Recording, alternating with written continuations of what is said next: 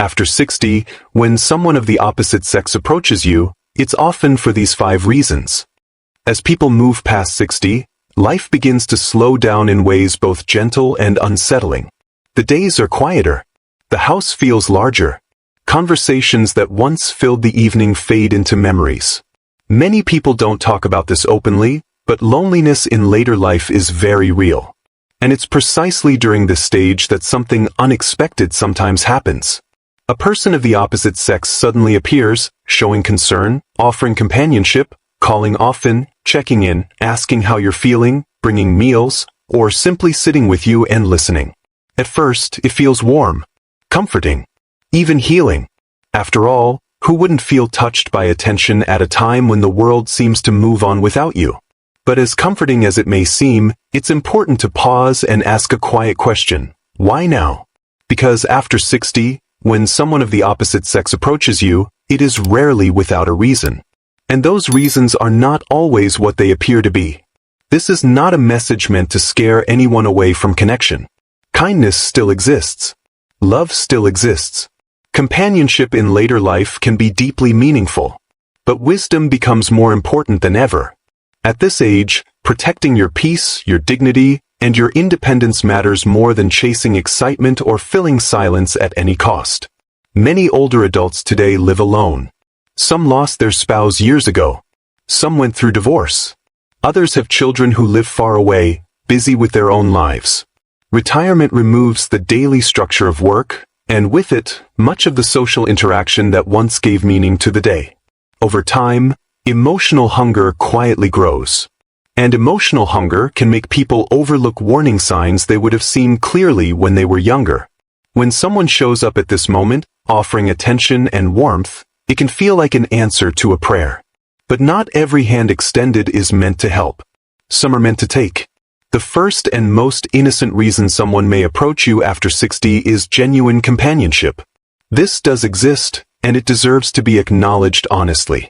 Many people reach later life realizing that material success means very little without someone to share it with. They want conversation over dinner, a familiar presence in the home, someone to walk with in the morning or sit beside in the evening. This desire is human, natural, and healthy. At this stage of life, companionship often looks different than it did at 20 or 30. It's quieter, slower, and more practical. It's about emotional support rather than passion, mutual care rather than ambition. When two people meet with this intention, the connection tends to grow naturally. There is no rush, no pressure, no insistence on quick commitments. Each person respects the other's past, family, and boundaries. Genuine companionship does not demand proof of loyalty. It does not require financial sacrifice. It does not isolate you from your children or longtime friends. Instead, it blends into your life peacefully. If someone truly wants to share life with you, they will care about your well-being more than your possessions. They will be patient with your pace and comfortable with transparency. However, this genuine reason is often confused with others that are far less innocent. Another common reason someone approaches older adults is not companionship itself, but access through shared interests. On the surface, this seems harmless. After retirement, many people finally have time for hobbies they once postponed. Dancing classes, fitness groups, painting, photography, travel clubs, religious gatherings, or volunteer work become new social spaces. It's perfectly normal to meet people through these activities. The danger arises when shared interests become tools rather than connections. Some individuals intentionally enter these spaces to build trust quickly. They mirror your preferences. They praise your taste. They talk about how rare it is to meet someone so similar. Slowly, a sense of closeness forms. You feel understood, chosen. Once trust is established, the requests begin subtly. A suggestion to invest together. An opportunity that sounds low risk. A request for help with cash flow, framed as temporary. A business idea that only needs a small contribution to get started. Sometimes it's not even money at first, but favors, introductions, or use of your name or credibility. Because the bond was built around shared interests, it feels safe. You tell yourself this is a friend, someone like you. But real friends do not test your boundaries financially. They don't place you in uncomfortable positions. They don't slowly move the relationship from enjoyment to obligation. Many older adults who fall into this situation don't realize what's happening until they feel trapped. They hesitate to say no because they don't want to lose the relationship. They worry about appearing distrustful. By the time doubt sets in, the emotional investment is already deep. This kind of approach is particularly dangerous because it doesn't feel like manipulation. It feels like connection. A third reason, and one of the most painful to accept, is financial motivation. This reason often hides behind affection, care, and promises of loyalty. Some people approach older adults simply because they see stability. A pension, a paid-off home, savings built over decades, insurance. Even modest financial security can look like opportunity to someone struggling or looking for an easy path. Many seniors underestimate their attractiveness as targets. They assume they don't have enough to interest anyone. But what feels modest to you may represent years of security to someone else. In later life, finances are not about wealth. They are about predictability. And predictability is valuable. In these situations, emotional closeness is often accelerated. The person may express affection quickly, use language of commitment early, or create a sense of emotional dependence. They may refer to shared futures or position themselves as essential to your happiness. Once emotional trust is established, financial access becomes easier. Sometimes the request is direct. Other times, it comes through emergencies, health issues, or sudden crises that require immediate help. The story may be convincing. The emotion feels real. And because you care, you give. What hurts most in these cases is not always the financial loss. It's the betrayal. The realization that the connection you believed in was built on calculation. That the care you trusted was conditional. Older adults are especially vulnerable here because emotional wounds heal slower, and trust once broken is harder to restore. Loneliness amplifies pain. Being used during a time when you hoped for comfort can leave deep scars. There is also a more subtle layer to financial motivation that many overlook. Some people are not after a single payout. They are after long-term access. They position themselves as partners, caregivers, or companions, slowly integrating into your life. Over time, they gain influence over decisions, spending, and even legal matters. By the time concerns arise, disentangling becomes emotionally and practically difficult. Another reason someone of the opposite sex may approach you after 60 is the desire to step into the role of helper or caretaker, not always out of pure kindness, but sometimes as a pathway to long-term advantage. At this stage of life, health concerns become more common. Mobility may decrease. Daily tasks take more effort. A person who offers assistance can feel like a blessing. They may help with groceries, cleaning, cooking, transportation, or simply being present. In the beginning, their actions appear generous and selfless. You feel grateful, relieved. Over time, however, the balance can quietly shift. Help turns into involvement. Involvement turns into influence. Some individuals use caregiving as a reason to become deeply embedded in your daily life. They may begin making decisions on your behalf, managing schedules, or handling finances for convenience.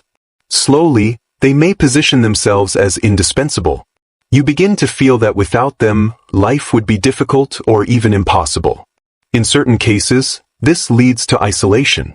They may subtly discourage visits from family, frame your children as uncaring, or suggest that others don't truly understand your needs. The world becomes smaller, centered around this one person. And while it feels like protection, it can actually be control. True care does not require ownership. Genuine help does not demand exclusivity. Someone who truly wants to support you respects transparency, welcomes family involvement, and does not seek authority over your choices. Care that comes with pressure, secrecy, or entitlement should always be examined carefully.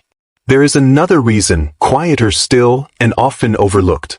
Some people approach older adults seeking emotional dependence rather than material gain. They want to be needed, not in a healthy, mutual way, but in a way that gives them power. They offer constant attention. They listen intently. They show up again and again. At first, it feels comforting, especially if you've gone long periods without deep conversation. You begin to rely on them emotionally. They become the person you talk to about your fears, your memories, your regrets. Slowly, they become central to your emotional world.